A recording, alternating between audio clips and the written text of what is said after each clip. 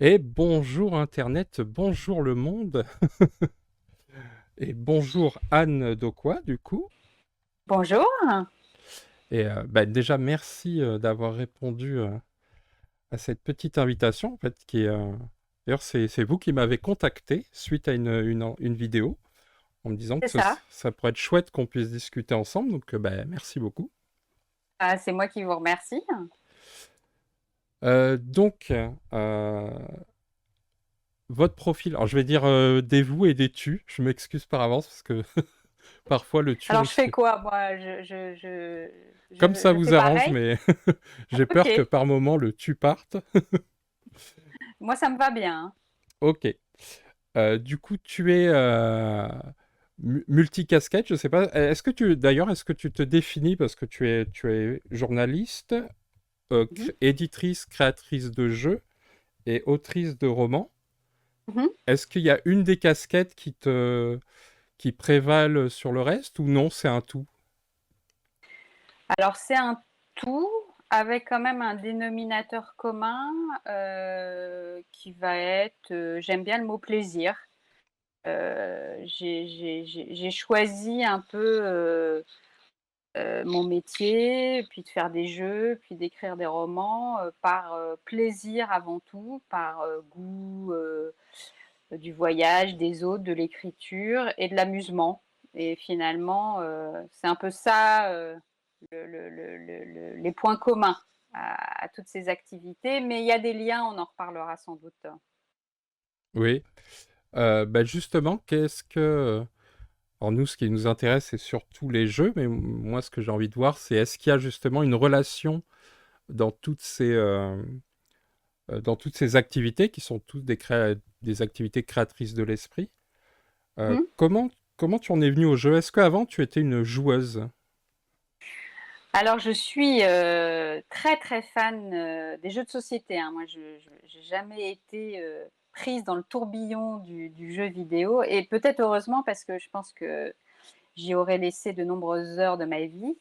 Heu, je dis ça pour moi, hein, c'est pas du tout un jugement quand je dis ça, mais donc depuis que je suis toute petite, j'adore jouer et je déteste perdre. C'est quelque chose qui me caractérise souvent quand des amis ou ma famille parlent de moi et donc c'était un peu un rêve de gosse, en fait, de créer un jeu. Je m'étais dit: «J'aime tellement ça, pourquoi pas un jour, créer mon propre jeu?»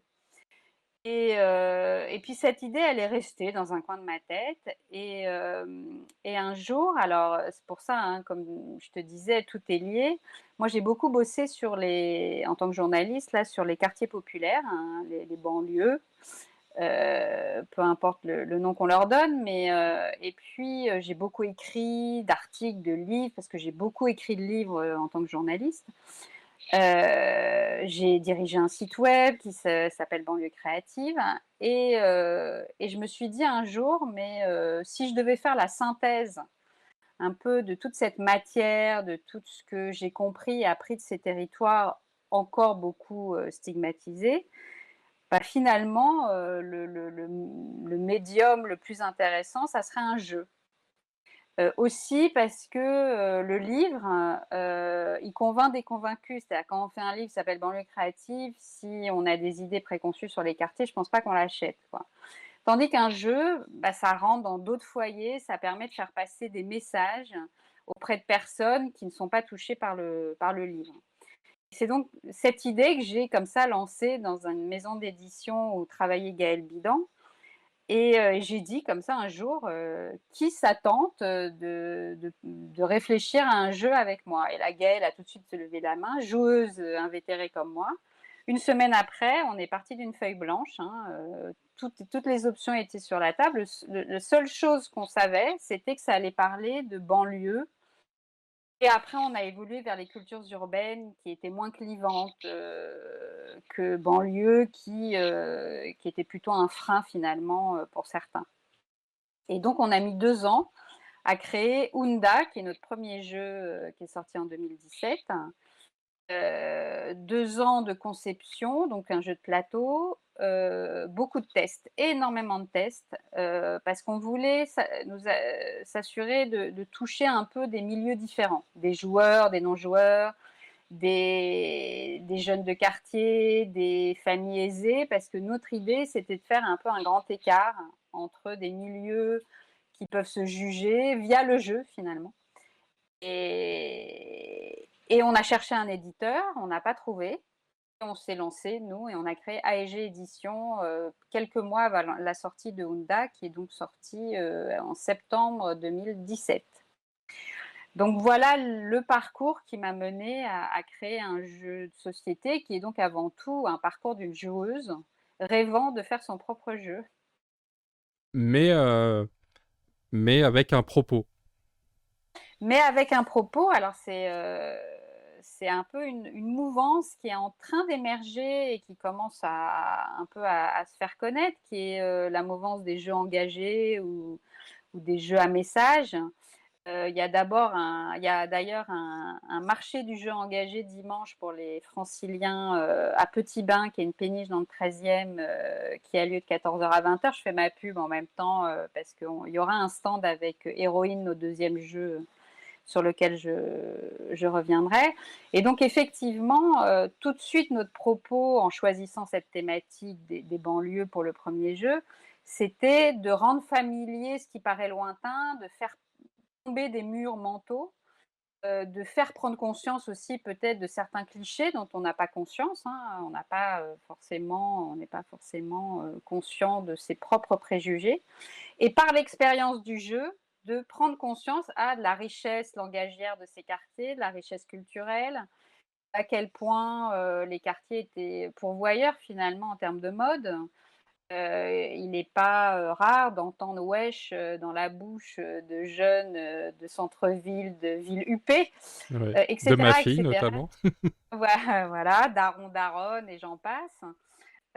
Donc c'était par l'expérience du jeu de prendre, de faire tomber un peu des barrières, hein, d'ouvrir les horizons, mais sans culpabiliser, sans moralisation à outrance, qui est à notre avis anti-ludique et surtout peu efficace. Et c'est comme ça qu'on a créé Hunda. Je donne juste un exemple parce que ça a été aussi notre façon de faire. On est parti de la matière journalistique hein, que j'avais, donc c'était aussi intéressant de voir les passerelles. Par exemple, bon, pour avoir beaucoup bossé sur les quartiers, comme je l'ai dit, la solidarité, c'est vraiment une valeur clé et on voulait qu'elle soit intégrée au jeu. Donc on a fait un jeu semi-coopératif où en gros on ne peut pas gagner sans les autres. Alors il y a un gagnant à la fin parce qu'on est trop joueuse pour ne pas céder à cette tentation. Mais quand même, si on ne cède pas, on bloque le jeu. Et donc, c'était notre façon d'intégrer dans le gameplay une valeur caractéristique de ces territoires. Donc, c'est un exemple parmi d'autres de comment, d'une matière humaine, donc encore une fois journalistique via mes nombreux reportages, mes nombreuses interviews, on a fait une matière ludique. Un autre exemple, parce qu'il marche très bien, c'est un plateau, hein, donc il y a différents types de défis. On peut ne rien connaître aux cultures urbaines et gagner quand même. Bon, je précise qu'on est quasiment en rupture de stock, hein, donc voilà, mais on n'a pas réimprimé pour l'instant, contrairement à Héroïne, mais le jeu a le mérite d'exister. Il y a des cartes winner-loser, un peu comme les cartes chance au Monopoly. Et donc il y a une carte, il faut dire wesh à la fin de chacune de ces phrases pendant un tour. Quand on s'exprime, sinon on recule d'une case ou comme il y a de l'argent qui circule, on doit payer à chaque fois qu'on l'oublie. J'avoue que dans la bouche de certaines personnes, le mot wesh est vraiment savoureux, quoi. Et donc rien que ça fait un peu tomber finalement des barrières. Et c'est comment utiliser un tic de langage, parce que c'en est vraiment un dans le gameplay, quoi. Oui, il y a quand même... parce que quand on le voit au premier abord, effectivement, là je suis en train de montrer des images. Donc c'est un plateau, je crois, qui représente en fait une banlieue ou un quartier, je sais pas C'est comment le ça, c'est une nommer. cité. C'est un parcours dans une cité. Voilà, elle n'a pas de nom, hein, mais et donc il y a un certain nombre des cases de couleurs différentes qui correspondent à des défis différents, Alors le bleu, c'est école, c'est là plus de la culture générale sur des faits de société, du politique, du culturel, mais aussi évidemment, quand je dis culturel, du rap, du graphe, et cetera. Le rouge, c'est, association. Alors là, par exemple, c'est, on doit dessiner, on tire une carte, il y a un mot dessus, par exemple skatepark. On doit désigner les yeux fermés, skatepark, et un autre joueur doit deviner, qu'est-ce qu'on a dessiné. Donc ça, c'est, association. Le marron, c'est le langage. Donc c'est des défis autour du langage, donner des synonymes du mot ami utilisé dans les banlieues, par exemple. Et j'en passe. Et le dernier vers, c'est que des défis à faire en silence. Alors c'est du mime, c'est par exemple, voilà. Donc c'est certains défis nécessitent des connaissances, mais absolument pas tous. Et puis il y a aussi des connaissances valorisées, enfin cette culture que certains diraient secondaire ou marginale, mais qui fait partie intégrante de notre patrimoine culturel selon moi. Cette culture, elle est valorisée. C'est ça qui a aussi beaucoup plu notamment à des jeunes de quartier pour qui le fait qu'il y ait leurs mots de tous les jours dans un jeu était vraiment un motif de fierté, on va dire. Et ça nous a bien fait plaisir. Oui, oui, bah, ce que je trouve intéressant, c'est que alors, il y a le côté où tu as transformé des valeurs dans le game design, c'est-à-dire le côté on va quand même s'entraider, même si au final il y a quand même qu'un seul gagnant. Et le côté aussi vouloir parler à des jeunes qui, alors, c'est une impression que j'ai, je ne sais pas si c'est la réalité, mais qui sont un peu délaissés niveau jeux de société. Euh, Mm, j'ai l'impression que dans les quartiers, on ne joue pas aux jeux de société. En tout cas, ça n'a pas pénétré dans les maisons autant que le jeu vidéo. Peut-être tout parce à qu'il y a un fait. côté où le jeu vidéo, je peux laisser mon enfant seul, alors que le jeu de société, il y a un côté, on doit y jouer ensemble. Et Mm, j'ai l'impression que c'est un peu des endroits qui sont un peu ouais, à cause de toutes les difficultés sociales qu'il y a autour. Et d'un autre côté, j'ai l'impression que le jeu de société, de manière générale, a aussi peu de représentativité mm, ou ne parle pas à ces personnes-là. Quand je dis ces personnes, c'est toutes ces personnes qui habitent en mm. banlieue, hein, jeunes et moins jeunes, évidemment. Et du coup, est-ce que tu penses avoir réussi? Est-ce que toi, quand tu as vu ton jeu fonctionner ou quoi, tu penses avoir réussi à toucher ce public-là qui est un peu marginalisé par le jeu de société moderne, on va dire? Alors, on l'a peut-être pas touché en direct. Effectivement, tu as raison. Je pense pas qu'en famille, on aille dans des lieux, des boutiques, acheter des jeux qui valent quand même cher, hein, pour ce type de bourse. Mais on a réussi à toucher des lieux où ils peuvent jouer, comme des ludothèques, comme des associations de quartier, des villes en ont acheté, des centres sociaux, beaucoup de centres sociaux en ont acheté, et c'est là où ils jouent. Mais c'est aussi là où ils ont des activités, où dans certains quartiers, le centre social ou l'association du bas de la tour, comme je les appelle, c'est fondamental. C'est là où beaucoup de choses se passent. Et donc que les jeux, ce jeu-là n'est pas forcément rentré dans les foyers, il est rentré dans ces lieux que les jeunes fréquentent. C'était une façon de les toucher, et aussi, je dois dire, une façon pour les structures suscitées de faire œuvre de pédagogie, c'est-à-dire d'abord, il y a aussi de la culture générale autour de ces banlieues politiques, encore une fois, sociales, que les jeunes ne maîtrisent pas forcément. Donc c'est aussi des jeux utilisés à des fins pédagogiques. On proposait aussi comme animation aux structures qui l'achètent de faire des ateliers de création de cartes, qu'eux-mêmes ajoutent au jeu leurs propres cartes avec les mots. On l'a sorti en 2017, il y a plein de mots qui sont plus utilisés, moins, d'autres qui sont survenus, hein. C'est un langage très vivant. Donc pourquoi pas de rajouter des choses qui n'y seraient pas. Et là aussi, bah, une rédaction de cartes, c'est quand même de la rédaction. Qu'est-ce qu'on sait et qu'est-ce qu'on a envie de transmettre et comment on le transmet. Donc le jeu peut vraiment être une opportunité pour pédagogique, utile sur plein d'aspects. Oui, il y a le côté ludique, puisque c'est un jeu, donc on est quand même là pour s'amuser. Tout à Mais fait. si ça permet de créer une discussion autour de la table, c'est que un plus, quoi. Exactement, et tu fais bien d'insister, on n'a jamais voulu, se lancer dans du serious game, par exemple. Donc quand je dis pédagogique, je le dis parce que, c'est un des aspects de nos jeux, mais avant tout, nos jeux sont amusants. C'est vraiment ça qui nous guide. On apprend sans forcément s'en rendre compte, hein.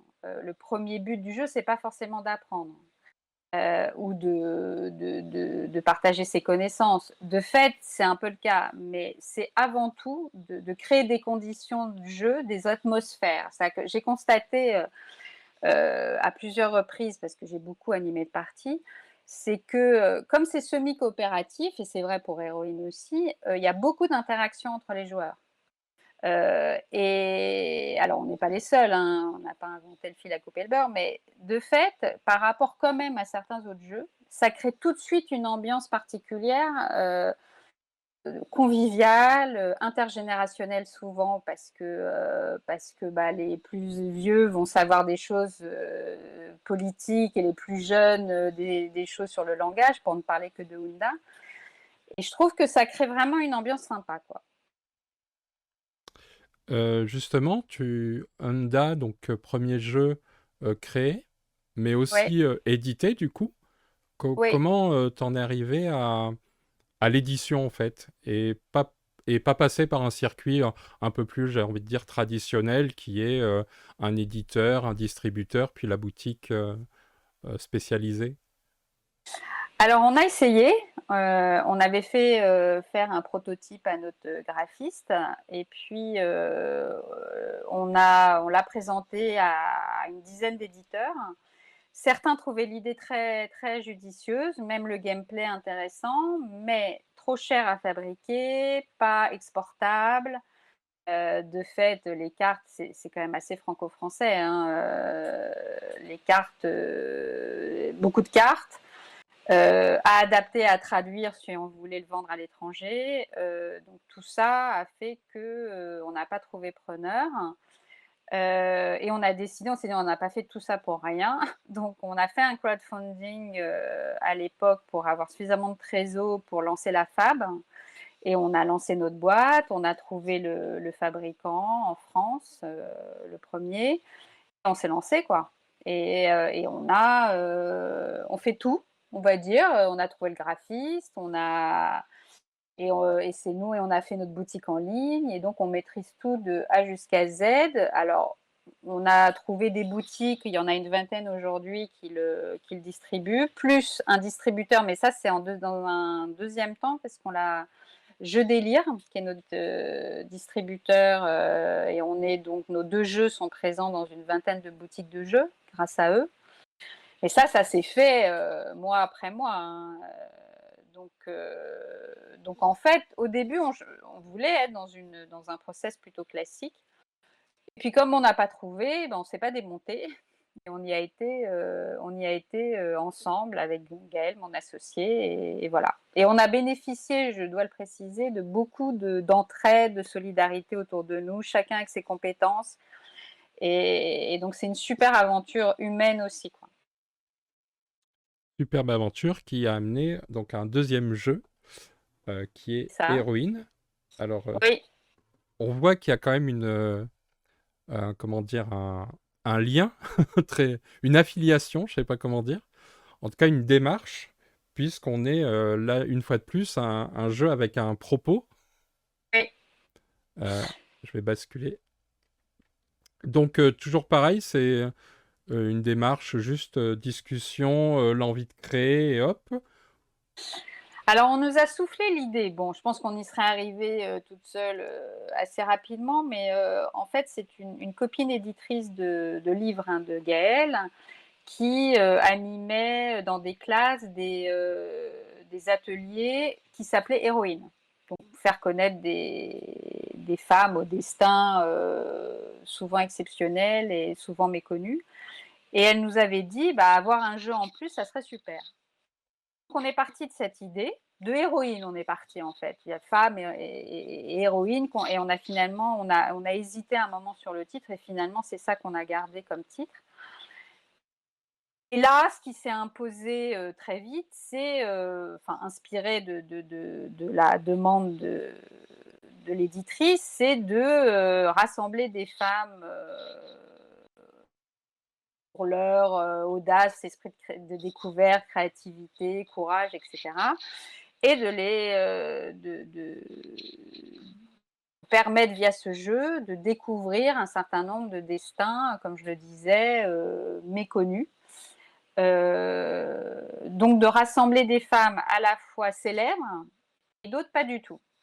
Ça a été un des challenges qu'on a dû relever et petit à petit, le jeu des 7 familles, s'est imposé. Alors je précise tout de suite, c'est inspiré, mais beaucoup plus rigolo, hein, beaucoup plus complexe qu'un jeu des 7 familles. Mais de fait, il y a à peu près 400 femmes à découvrir, françaises, étrangères, historiques, contemporaines, des personnages réels et de fiction, qui sont rangés dans des familles. 7 en l'occurrence, les effacées, les puissantes, les pionnières, tout ça expliqué dans les règles du jeu.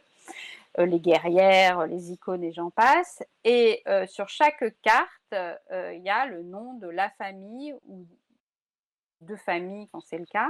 Quand on devine l'héroïne, je repréciserai juste après comment, on garde la carte et quand on a 5 cartes de la même famille dans sa main, donc 5 effacées, 5 puissantes, 5 guerrières, on a gagné. Alors comment on les devine? Il y a 6 types de défis différents. Bio et compagnie, c'est des éléments de biographie. Tempo, c'est il faut les classer dans un ordre chronologique. 3 mots, c'est un joueur doit donner un premier mot indice, puis un deuxième joueur un deuxième mot indice, et il faut deviner de qui il s'agit. Ensuite, il y a visio, c'est un dessin. Il faut deviner Ouais. l'héroïne à partir d'un dessin. Ensuite, Mimo, faut mimer, les autres joueurs doivent deviner de qui il s'agit. Et enfin, Dico, et c'est là où on a pu caser les héroïnes que personne ne connaît. En gros, c'est le jeu du dictionnaire versus héroïne, c'est-à-dire que si c'est mon tour, je désigne un maître du jeu qui va à tous les joueurs dire le nom d'une femme, il y a juste son nom et sa famille, et les joueurs et joueuses ont 2 minutes pour écrire une bio imaginaire. Ensuite, le maître du jeu ramasse les copies, lit toutes les bios, y compris la bonne, parce que lui, dans sa main, il a la carte avec la bonne biographie. Il faut voter pour celle qui vous semble la bonne. Celui dont c'est le tour, s'il trouve, il gagne la carte. Mais si moi, par exemple, je vote pour ta bio, c'est pas la bonne, tu reprends ton petit papier, ça compte pour une carte. Donc ça peut aider à constituer une famille. Voilà, en gros, petite précision et pas des moindres pour des joueurs, c'est qu'on a voulu y ajouter aussi un peu de stratégie et une partie plus ludique qu'un simple jeu de connaissances, c'est que sur chaque carte, il y a un pouvoir. Il y en a 5 différents. Rejouer, prendre une carte dans le jeu d'un joueur, le défier, répondre à sa place, etc. Et il faut se défausser de la carte pour activer son pouvoir. Mais ça permet vraiment de faire basculer une partie. Moi qui ai écrit les cartes avec Gaëlle, j'ai plusieurs fois perdu parce qu'un autre joueur jouait mieux les pouvoirs que moi.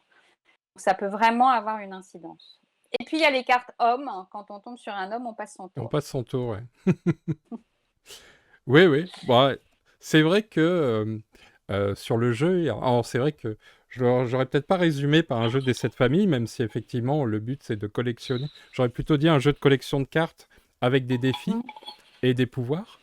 Parce que Mhm. c'est plus quand même ça que le jeu de 7 familles, Oui, ça renvoie à l'idée où je vais demander une carte à quelqu'un. Alors que là, on ouais, est plutôt, il faut que je collectionne et que je réussisse des défis, quoi. c'est vrai. C'est pas mal, ça, je vais noter. Avec plaisir. Et, ce qui est vrai, c'est que donc le but du jeu, c'est quand même d'apprendre, bon, Oui, à part gagner et jouer, hein, mais c'est quand même ouais, d'apprendre du coup bah, la destinée de certaines, ouais. certaines femmes. Parce que heureusement, il y a quand même, pour y avoir un peu joué, il y a quand même voilà, des cartes comme qui sont Monica, Rachel et Phoebe. Ça me va. Là, ça me parle plus. C'est vrai que sur moi, j'ai trouvé les cartes bio et compagnie. Voilà, là, c'est quand même assez chaud. J'avoue Ouais, que parfois, je, ouais, je- mon inculture me frappait au visage.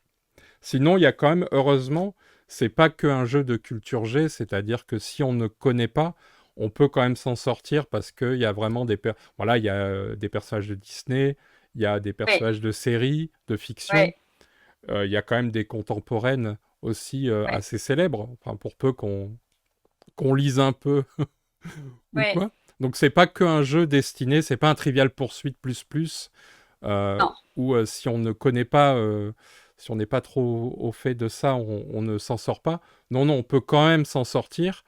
Et je sais pas par contre si on retient vraiment, si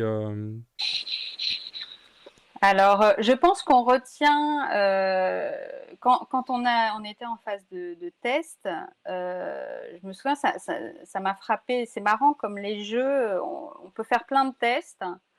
Et puis un jour, il y a un test qui nous fait dire, ça y est, le jeu, il existe. Ça y est, le jeu, il est prêt. Il y a toujours une partie comme ça, un peu pour le vin, on y reviendra plus tard. Je l'ai bien en tête parce qu'elle est récente. On se dit, ça y est, ça marche.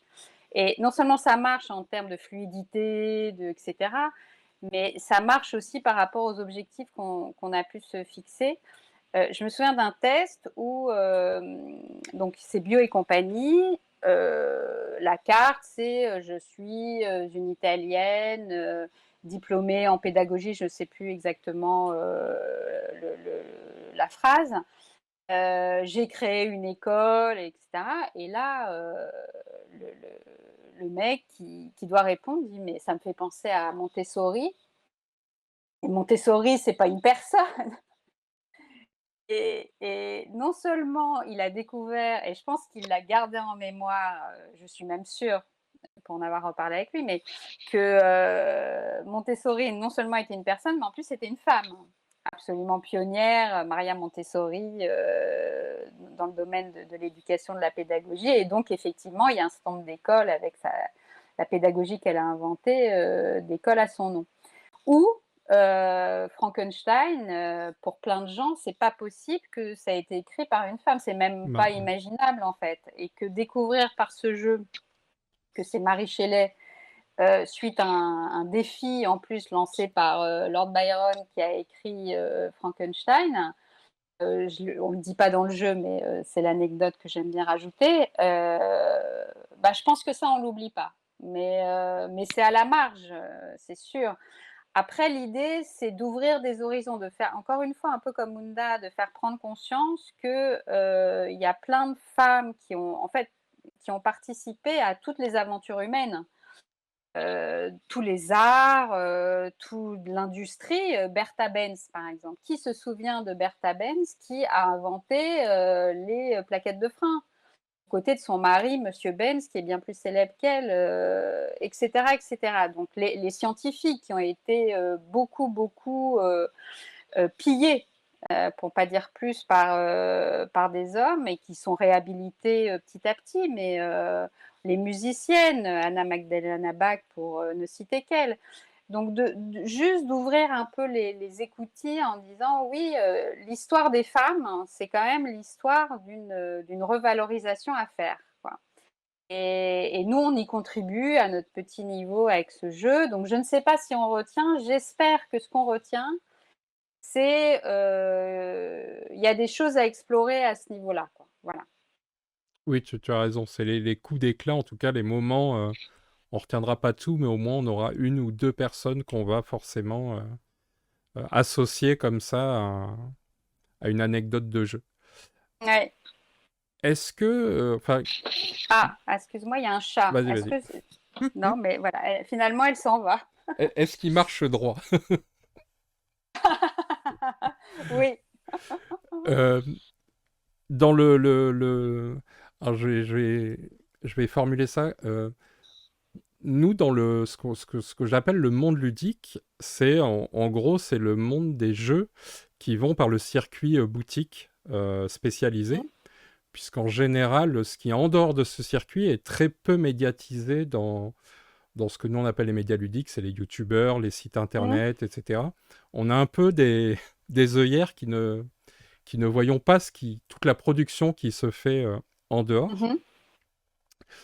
Ce que j'ai remarqué, c'est que la PQR, en tout cas la presse quotidienne régionale, fait souvent des articles sur... je vois Oui, alors attends, je l'enlève. Elle est très gentille, je l'adore, mais là, elle va être un peu gênante. Aloula. Ah bah Voilà. c'est le principe d'un chat. Oui, Oui, je la t'écoute. presse quotidienne régionale se fait plus l'écho de ce genre de projet, c'est-à-dire des Ouais. jeux avec une thématique forte ou avec un propos. Euh, Est-ce que dans le secteur plus traditionnel, on va dire des boutiques spécialisées, le jeu à propos est assez rare, Mmh. pour ne, bon, je dirais pas inexistant, parce qu'il y a quand même quelques jeux qui arrivent à forcer les portes et à arriver, notamment les jeux, je pense à Capital avec un K, euh, Ouais. le, Et le- Pinson Charlot. voilà, des Pinsons Charlot. Je pense à Moi c'est Madame aussi, qui était un jeu Oui. pareil avec un propos féministe. Qu'est-ce que tu penses, toi, de ça, du fait que le genre de jeu que toi tu proposes, donc avec Gaël, avec un propos, finalement, ça a du mal à arriver en boutique, en fait. Alors, c'est bien l'objectif que s'est fixé notre distributeur, un jeu délire. C'est justement de faire émerger ces jeux. Pour la petite histoire, on était à Cannes là, en février et il nous avait réservé toute une 4-5 tables. Donc, il nous avait réservé à nous, jeux, créatrices et créateurs de jeux à message ou engagés. On était rassemblés dans leur espace, mais à un endroit particulier pour justement faire valoir cette partie-là du secteur ludique et puis cette partie-là de leur activité qu'ils ont à cœur de vraiment développer. Donc, il y a quand même, ça bouge un petit peu. J'avais su par Natacha de Jeux Délire, qui est leur super commerciale, qu'il y avait alors j'ai plus le nom en tête, une revue, un magazine qui était éventuellement intéressé, donc un magazine vraiment spécialisé gamer, etc., qui était intéressé par éventuellement faire un article. On avait d'ailleurs envoyé des infos. Je ne sais pas où ça en est, mais c'était en prévision. Voilà, donc c'est vrai qu'on a du mal, nous. En plus, nos jeux sont pas des jeux de gamers, c'est-à-dire que faut pas se voiler la face. Hein, on n'est pas. On a des gameplays que nous on trouve très sympas, mais ils sont pas extrêmement complexes, ils sont pas sophistiqués comme en tout cas l'idée que je me fais de ce qui plaît à un gamer invétéré, voilà. Mais ce que je trouve quand même intéressant, c'est d'essayer d'exister dans cet univers, de commencer à avoir une représentation, avoir une visibilité. Ça commence. On part de loin. Je dirais qu'il y a des petites brèches. Et notre présence à Cannes, et nous, enfin à Cannes, j'y étais 2 jours et demi, j'ai pas arrêté quoi. C'est-à-dire que les gens s'arrêtaient, le stand vivait vraiment de façon intense. Il y a eu beaucoup d'achats.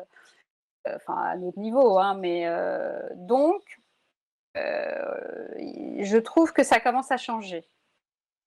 Voilà, ton invitation aussi, il y a bon, des petites choses comme ça. Nous, on a eu pas mal de presse sur notre site AEG Édition, hein, qui est le nom de notre boîte. Il y a une page revue de presse.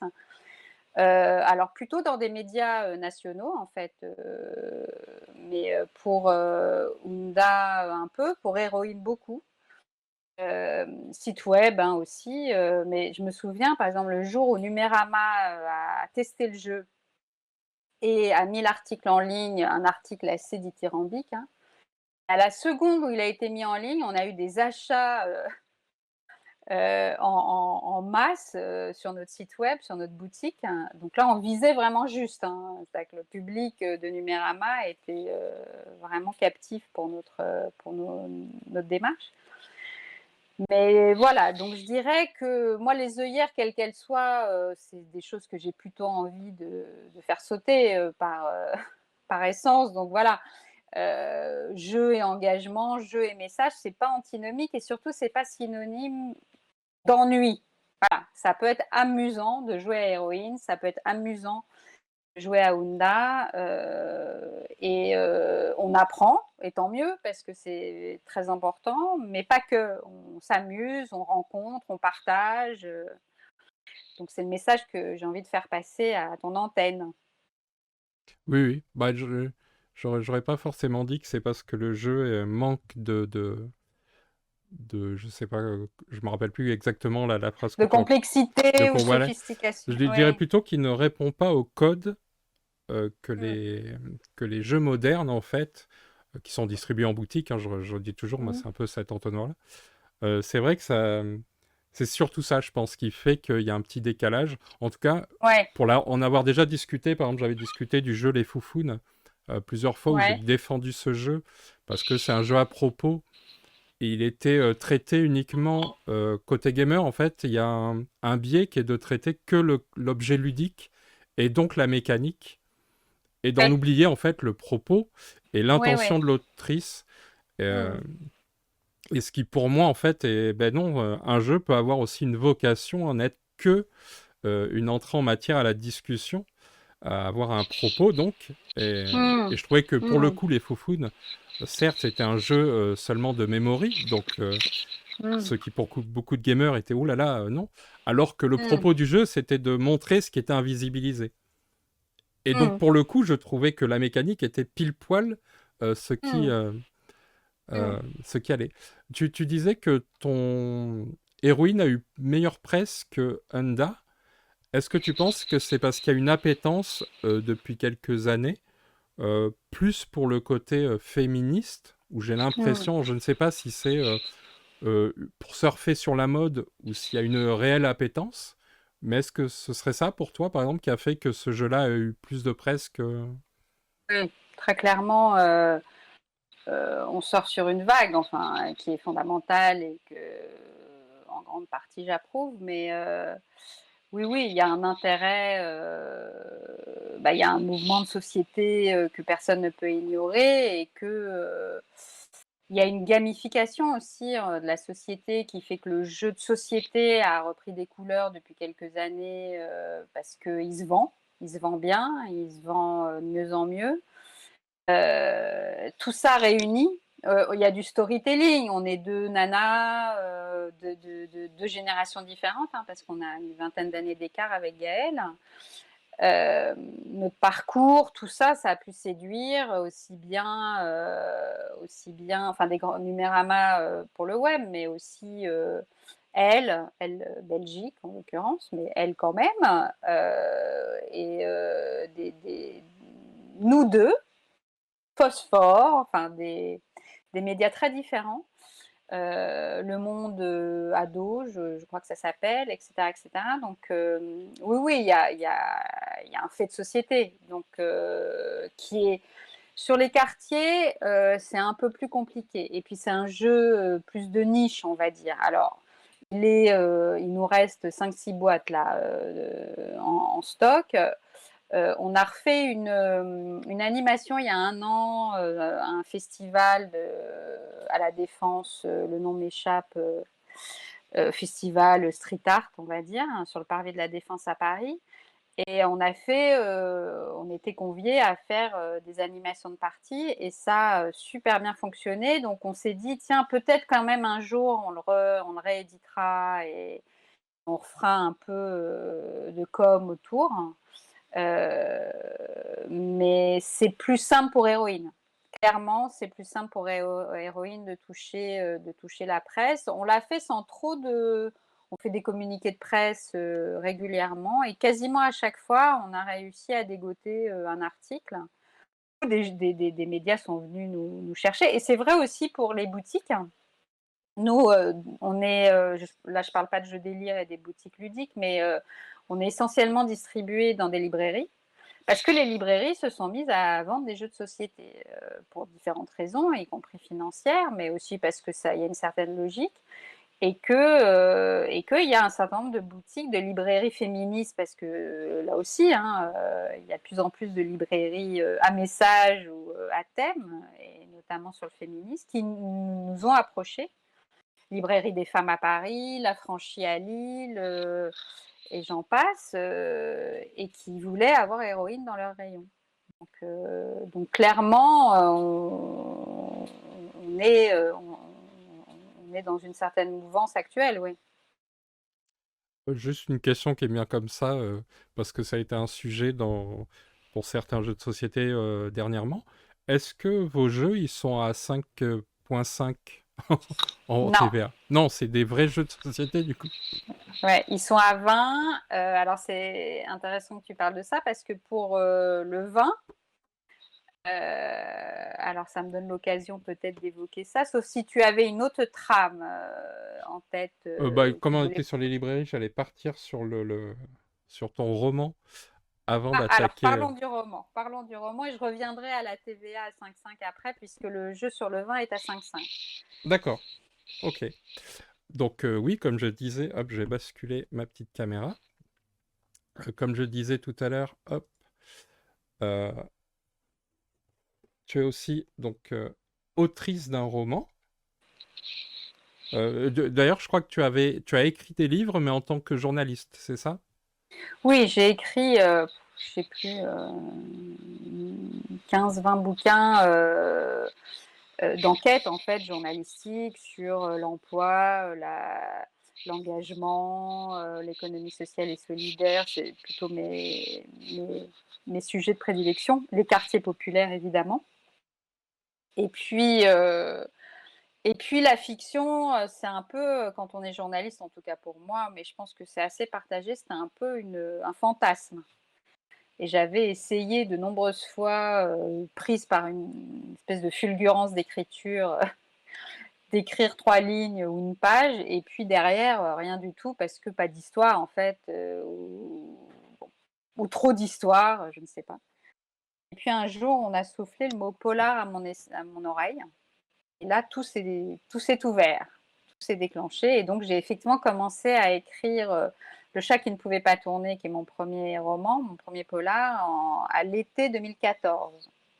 J'ai mis beaucoup de temps à être édité parce que en gros, je l'ai écrit, je l'ai proposé à des éditeurs, j'ai pas trouvé preneur. J'ai écrit le deuxième, idem. J'ai écrit le troisième, idem. J'ai commencé le quatrième et là, miracle, via mon agente, parce que j'avais fini par prendre une agente, j'ai fait la connaissance d'Aurélien Masson à Equinox, hein, donc la collection de polars et de romans noirs des arènes. Était auparavant, il y a quelques années, à la tête de Série Noire de Gallimard.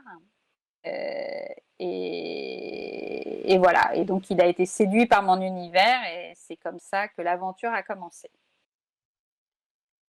Avec un titre, moi je trouve le titre très, très, très original. Alors, il a une fonction dans le roman. D'abord, Tout à fait. je dévoilerai pas pourquoi, Mm. mais on peut dire que ça vient de Pépito, le chat, qui est assez particulier. Alors, je l'ai lu.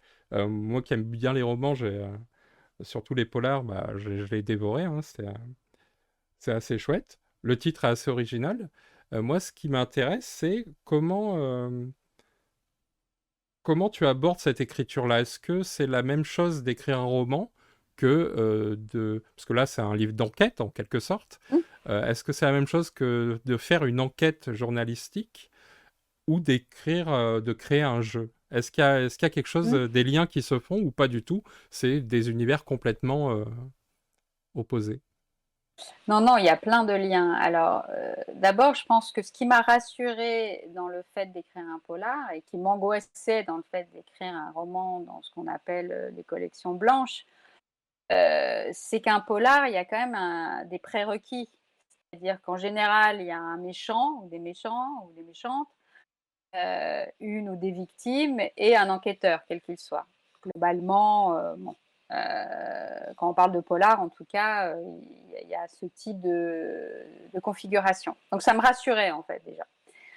Et aussi, ce qui me rassurait, que effectivement, une enquête policière, il y a des liens avec une enquête journalistique. Par exemple, voir un sujet à 360 degrés et voir toutes les parties prenantes, voilà, tous les dimensions de la vie de quelqu'un qu'on retrouve mort.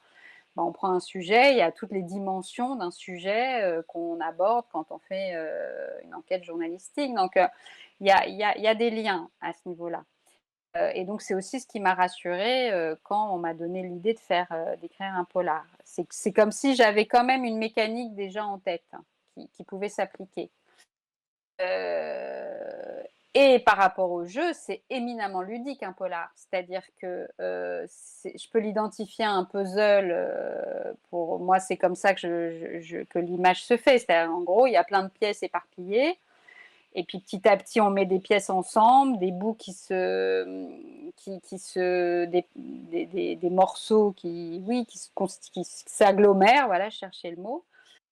Et à la fin, si le polar est arrivé au bout, il y a une image avec toutes les pièces qui sont au bon endroit et ça fait un puzzle entier.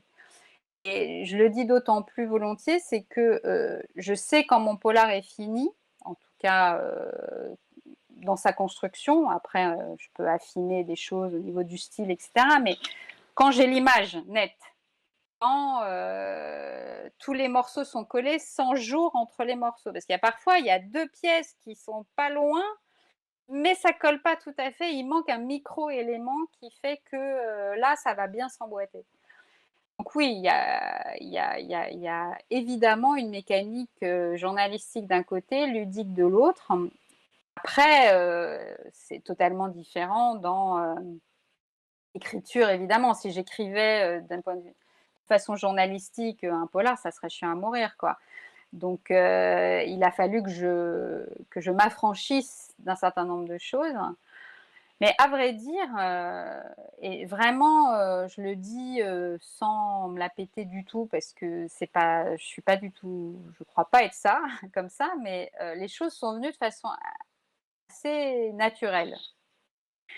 C'est-à-dire, par exemple, je peux le dire sans dénaturer le polar, mais les scènes de crime, je suis dans la tête du tueur, de la tueuse.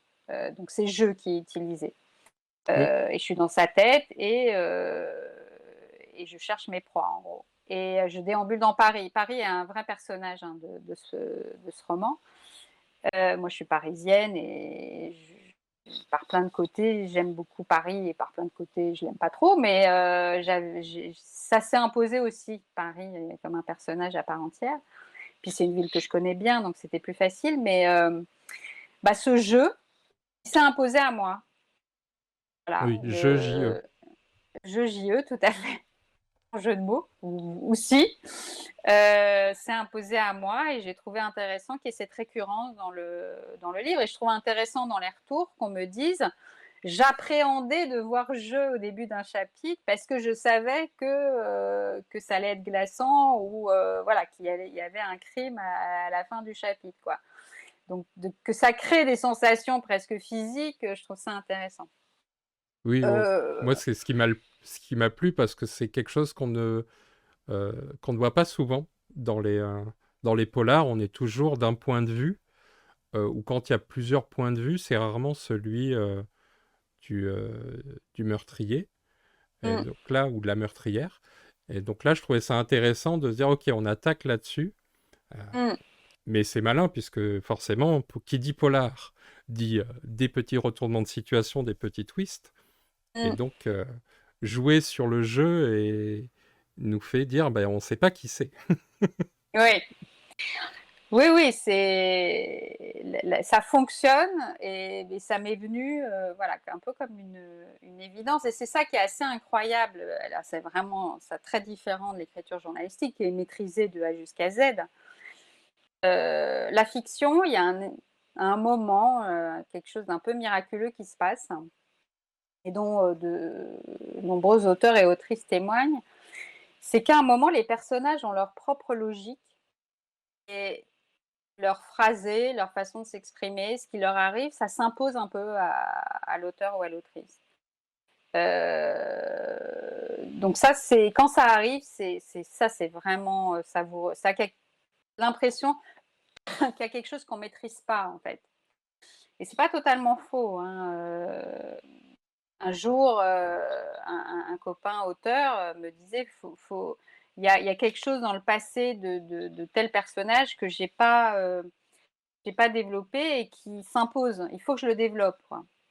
Dans un autre tome, d'un autre livre. Bon, donc il y a ça aussi qui s'est passé et qui est, inattendu quand on l'a jamais expérimenté. Et puis j'avais assez peur d'écrire des dialogues parce que pour le coup un monologue, bon, voilà, c'est pas un article, mais un dialogue, c'est quand même un exercice, particulier. Et alors là, c'est aussi imposer quelque chose à moi que j'anticipais pas. C'est, j'entends en fait, quand j'écris, j'entends dans ma tête le dialogue. Alors peut-être on est nombreux à le faire, hein, je le pose pas comme quelque chose d'extraordinaire, mais en tout cas moi c'est comme ça que je fonctionne. Et quand il y a un mot qui va pas, je l'entends, pas en le lisant que je m'en rends compte. C'est dans ma tête, il y a quelque chose qui la sonorité a ça va pas ou, Ouais, la musique, du la personnage ne musique exactement. Et pour la petite histoire, donc j'ai commencé ce roman, à l'été 2014, je l'ai dit, pendant plusieurs mois et puis à un moment, pour, des raisons personnelles, je l'ai arrêté. Et puis, donc j'en étais à la moitié, je dirais. Je me suis dit: «Qu'est-ce que je fais? Je jette à la poubelle, je reprends?» Et avant de prendre cette décision, je l'ai fait lire à une amie. Je l'ai relu, hein, et puis j'ai rajouté à la va-vite des passages, avant de lui envoyer. Et donc l'amie me fait ce retour, d'encouragement. Évidemment, tu le jettes pas, évidemment, il y a quelque chose là-dedans, il y a du potentiel. Et elle me dit: «Par contre, là, il y a un passage, je ne vois pas du tout Sterling dire ça». Alors Sterling, c'est mon personnage, central, hein, qui est le chef d'enquête, 3e DPJ de Paris, David Sterling. Et quand elle m'a dit ça, de fait, le passage que j'avais rajouté vite fait, quand elle me dit: «Je ne vois pas du tout Sterling dire ça», j'en ai des frissons rien que de le dire. C'est que je me suis dit: «Le personnage existe déjà tellement qu'elle peut, qu'elle peut me dire ça, quoi». mmh. Qu'elle ne voit pas cette phrase dans la bouche de Sterling. En fait, c'est ça qui m'a décidée. Je me suis dit: «Bon, faut que j'aille au bout, quoi». Oui, oui, on est sur des personnages assez ancrés. D'ailleurs, c'est, une petite réflexion que je me suis faite, après la lecture.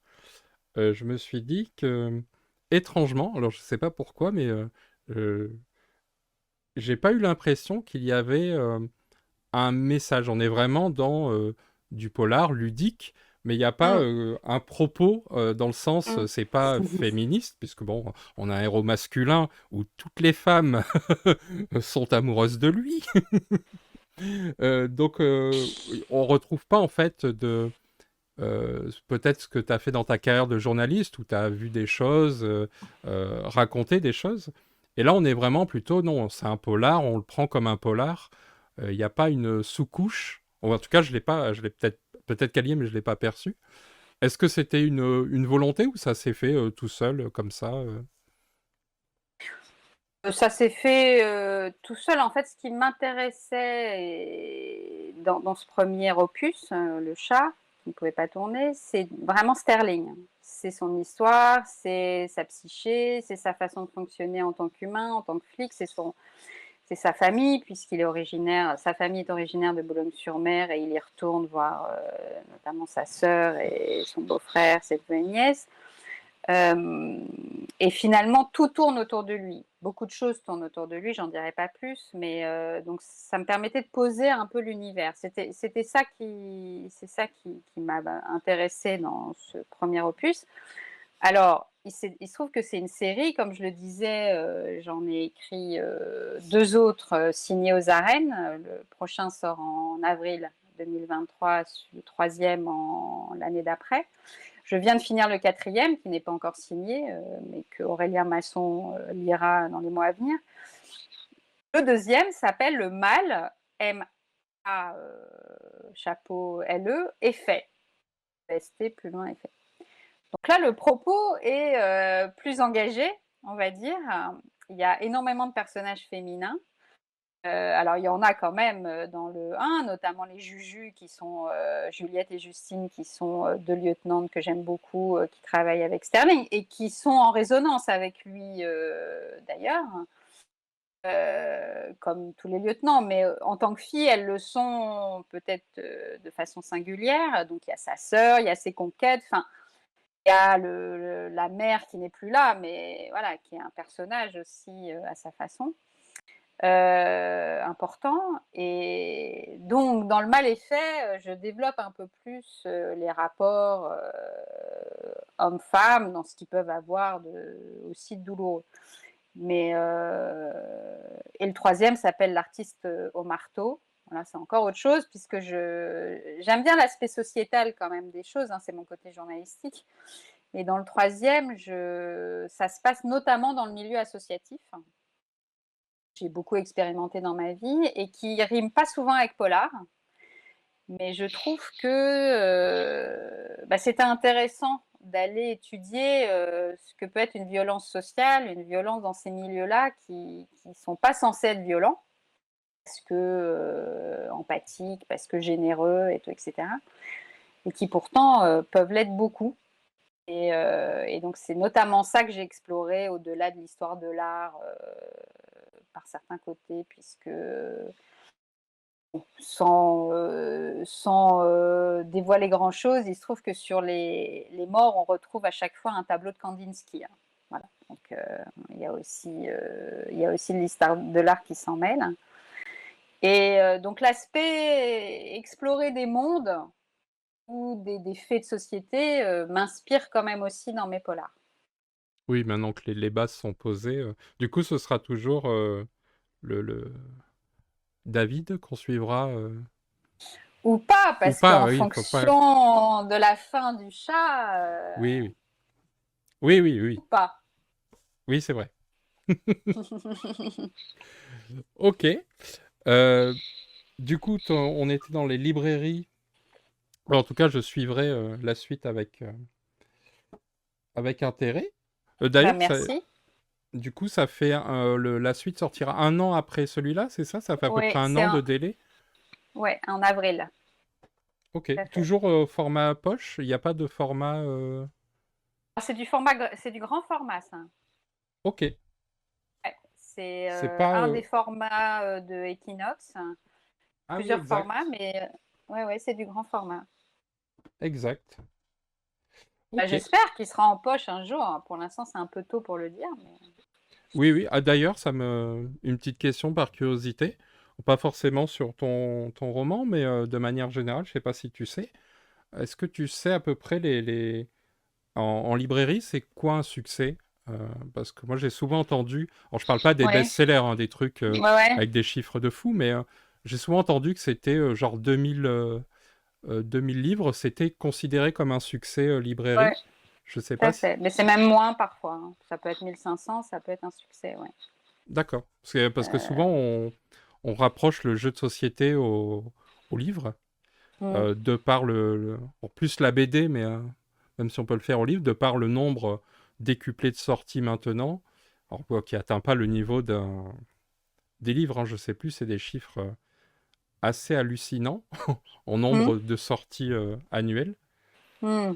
Mais voilà, bon, c'était pour voir à peu près. Mm, ouais, c'est ça, ouais.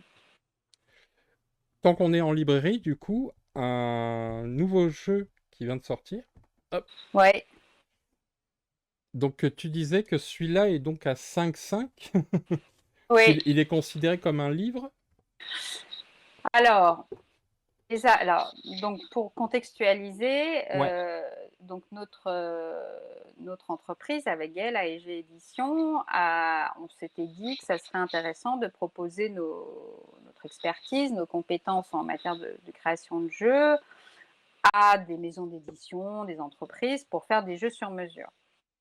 Et puis ayant mis un pied dans la maison d'édition Les Arènes, je propose, enfin je précise qu'on a cette activité, voilà. Et il se trouve que c'est très bien tombé puisque le service communication, oui, communication, marketing, commercial des arènes, avait eu envie de faire un jeu et ne sachant pas très bien par quel bout le prendre, avait un peu abandonné l'idée. Donc c'est là où on intervient et on a eu une première mission qui n'est pas le jeu que tu as là, qui qui, est était Atlas.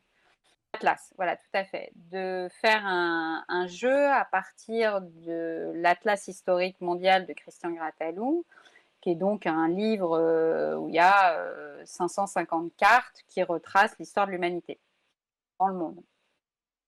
Donc à partir de ce livre, de faire un jeu qui serait donné avec l'achat du livre. Donc c'est une prime.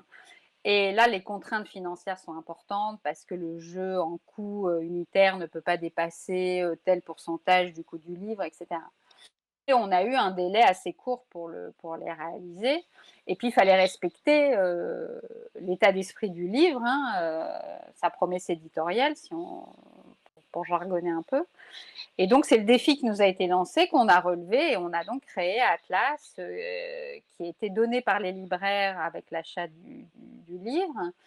De fait, on ne peut pas jouer à Atlas sans le livre, parce que les réponses sont dans le livre, parce qu'il faut à un moment retrouver, il y a des cartes, c'est un extrait de carte, il faut retrouver dans le livre à quelle carte ça correspond, etc., etc.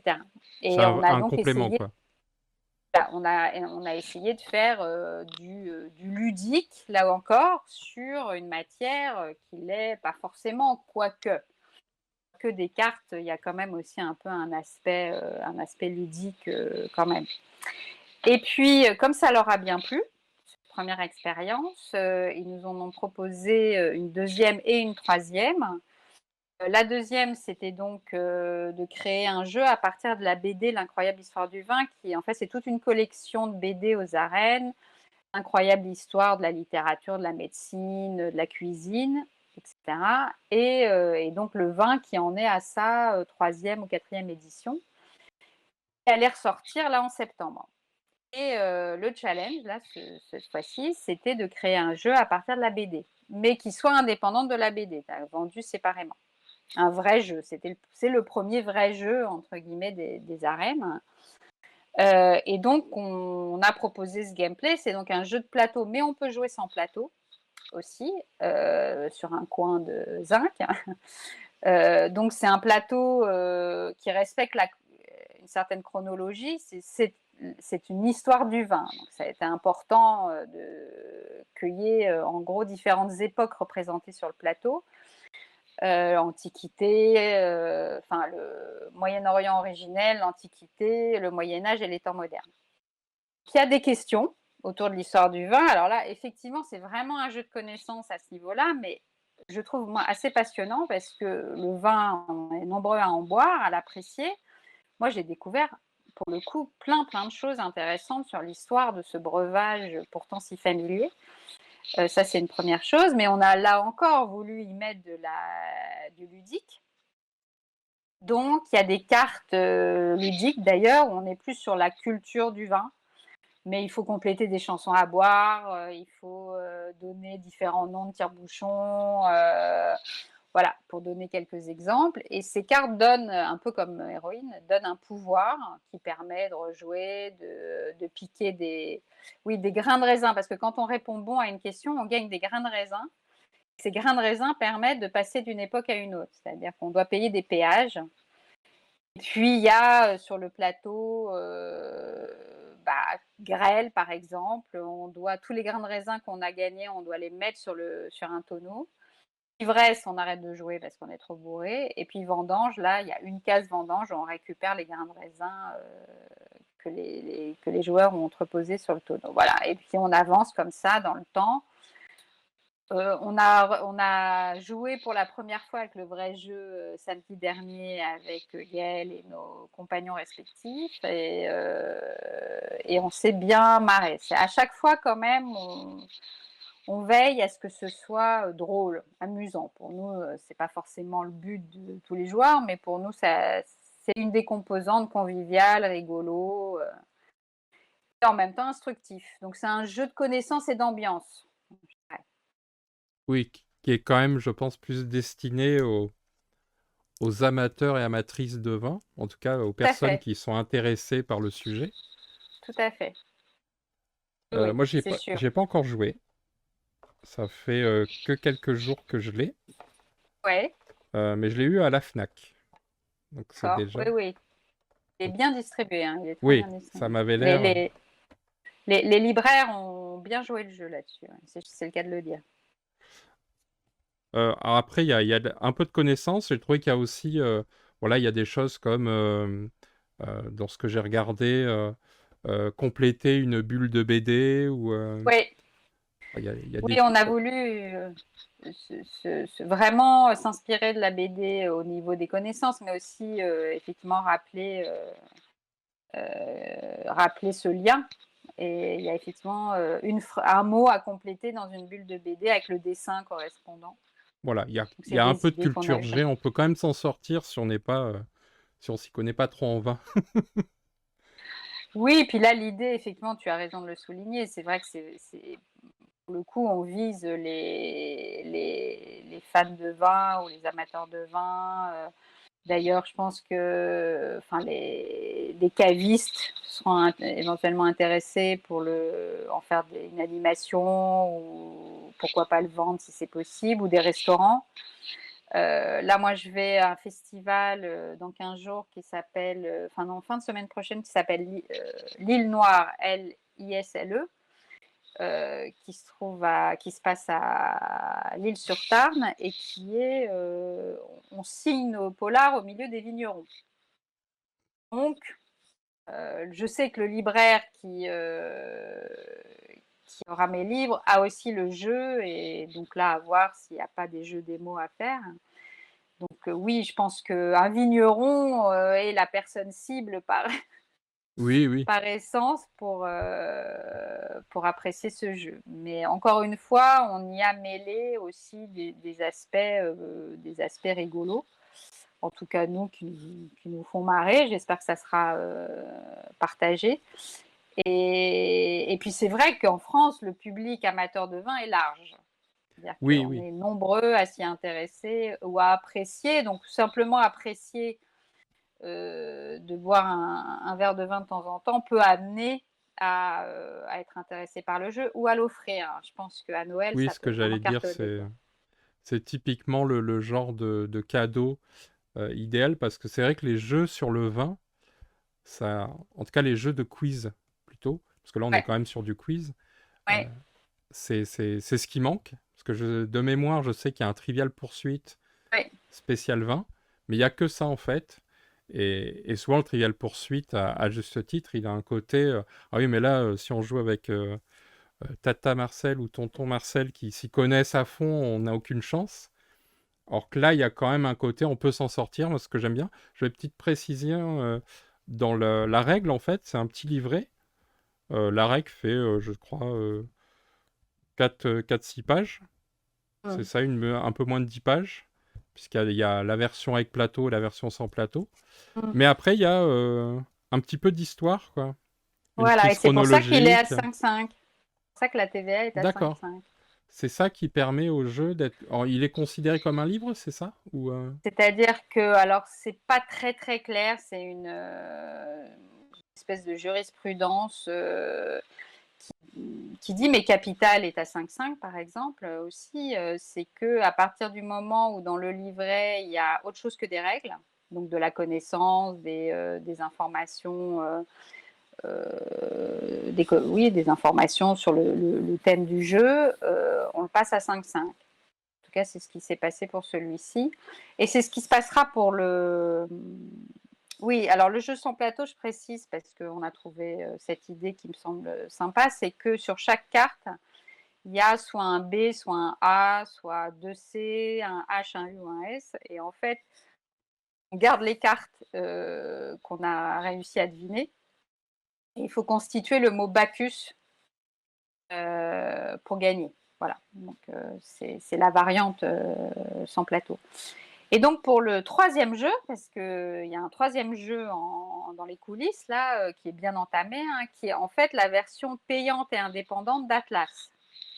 Donc on est parti de la même matière, avec aussi de l'atlas historique de la France et sauf que là, c'est un jeu indépendant, qui sortira normalement dans un peu plus d'1 an, qui s'appellera a priori pas Atlas. Le nom définitif n'a pas été arrêté, où là le gameplay est totalement différent, mais ce que je peux dire, c'est qu'il y aura un immense plateau avec une carte du monde et des missions à des missions pour chaque joueur. Et on va remplir la carte comme ça via ces missions. Et alors il y a des questions aussi géographiques, historiques à la clé, mais il y a vraiment une partie stratégique et une partie ludique forte et visuelle d'une certaine façon, vraiment chouette. Est-ce que en termes de création, euh, du coup là c'est comme une œuvre de commande, est-ce que en termes de création c'est plus difficile, plus facile ou par rapport à Heroine ou Honda où là vous pouviez faire un peu ce que vous voulez et tester des choses ou Mmh. pas? Là, comment ça s'est fait, cette démarche de création pour Atlas et pour euh, l'incroyable histoire du vin? Alors, effectivement, il y a d'autres interlocuteurs qu'on n'a pas quand on est toutes les deux, Gaëlle et moi, à créer nos jeux. Il y a les auteurs. Christian Gratalou et Benoît ont été l'auteur du vin et aussi l'illustrateur d'ailleurs, qui a fait le plateau notamment, ont été vraiment partie prenante, chacun avec leur personnalité et leur goût pour le jeu, etc. Donc ils ont fait des cartes, ils ont testé, ils ont donné leur avis, etc., etc.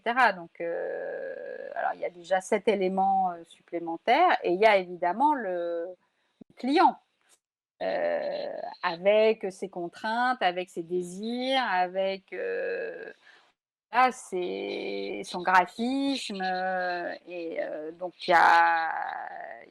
c'est effectivement pas tout à fait le même travail, notamment, pas tant sur la conception parce que, là, on a nos idées, on a proposé plusieurs gameplays, il y en a un qui est choisi et puis on développe.